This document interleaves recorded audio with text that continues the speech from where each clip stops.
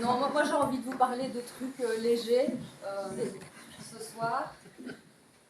Et donc j'ai bien pensé à vous parler de Poutine, évidemment. Puis je me suis dit que vous deviez déjà en avoir ras la patate de la poutine. Dans la frite plutôt. C'est la blague gastronomique. Donc j'ai décidé d'avoir recours à un classique massif qui met tout le monde d'accord et j'ai décidé de vous parler d'Hitler. Mais vous inquiétez pas, avant d'entrer dans le vif du sujet, enfin dans le vif, disons plutôt avant d'entrer dans le gisant du sujet, je vais quand même taper une petite intro. Oui, parce qu'avant de vous parler de la guerre, je voulais d'abord vous dire que moi-même, j'ai intégré une armée. C'est l'armée des guerriers de lumière.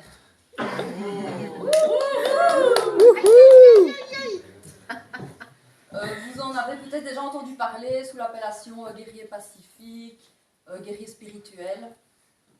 Bon, nous en fait on ne s'entraîne pas dans une base secrète enfouie dans les profondeurs du Groenland. Non, nous on pratique un entraînement infiltré. C'est-à-dire qu'on s'entraîne en permanence, ni vu ni vu, au sein même du quotidien badaud du commun des mortels. Ce sont des conditions extrêmes, certes, mais bien réelles. En somme, on est des agents de terrain et on agit de l'intérieur. Mais qu'est-ce qu'un guerrier de la lumière, finalement, me direz-vous? Eh bien non, ce n'est pas quelqu'un qui fait du lobby contre l'augmentation du prix de l'électricité. Non. Ce n'est pas ça. C'est...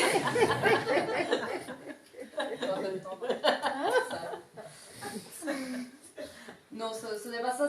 C'est quelqu'un dont le seul combat est avec lui-même.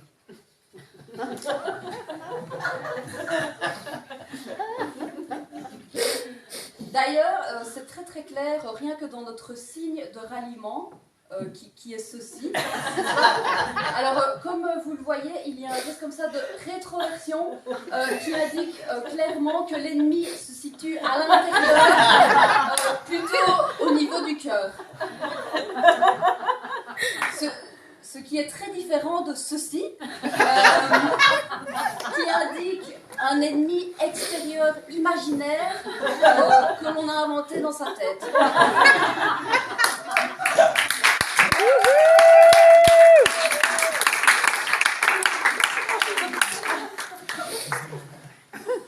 Donc en bref, le guerrier de lumière mène un combat intérieur dont l'ennemi est lui-même.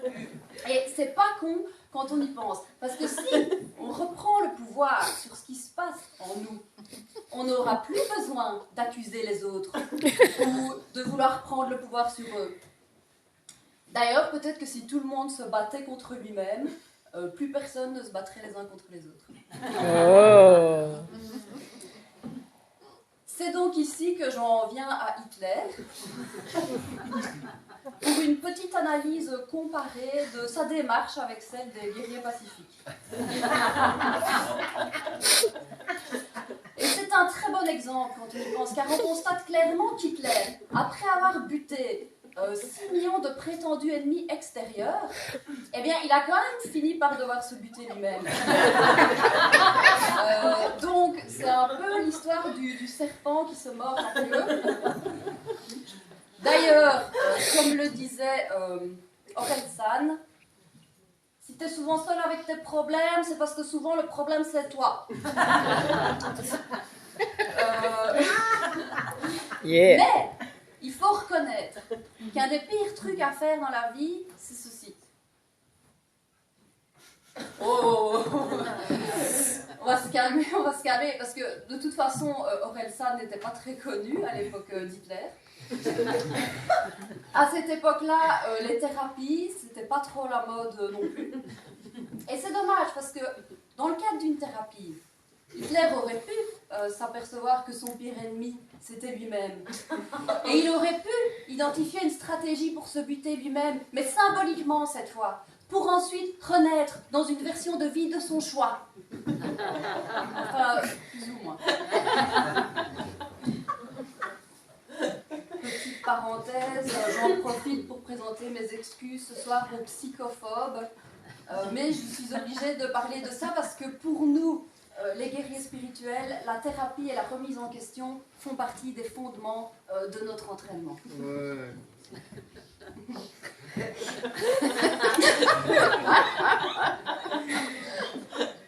Après, moi, je le comprends, ce pauvre Hitler, parce que c'est vrai, s'il avait entamé une thérapie, il y a un psy qui lui aurait balancé une analyse du genre.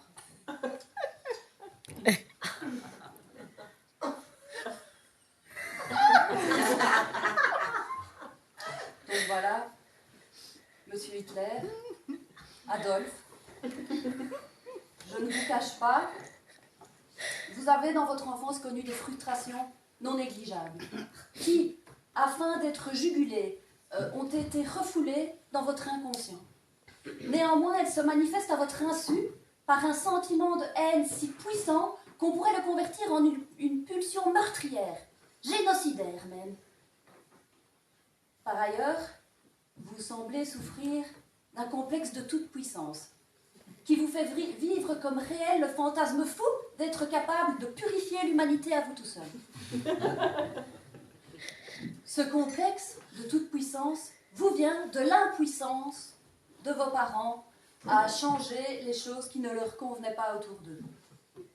Et cette impuissance, vos parents en auraient projeté la frustration sur vous, attendant inconsciemment que vous preniez un pouvoir sur le cours des événements qu'eux-mêmes n'ont pas su prendre.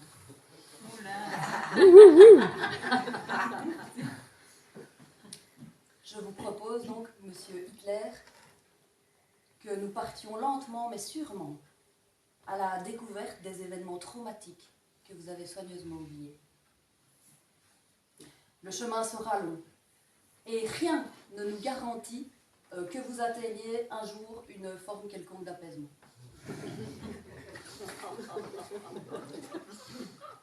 Voilà.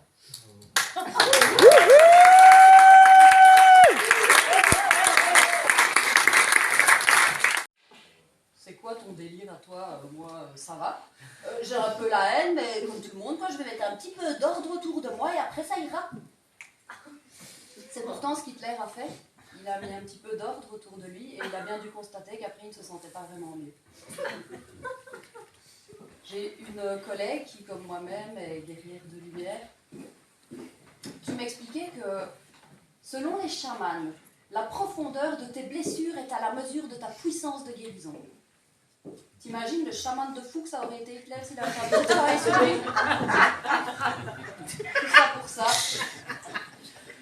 Mais bon, je tiens quand même à finir sur une bonne note, parce que comme on dit, gagner c'est perdre, et aussi toujours voir le verre à moitié plein. On peut donc aussi se dire que grâce à la méga névrose d'Hitler, on a gagné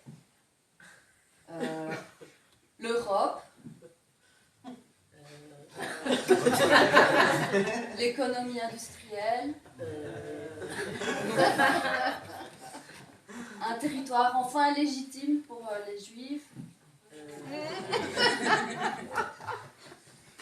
La prochaine fois, je vais vous parler de Marc Dutroux.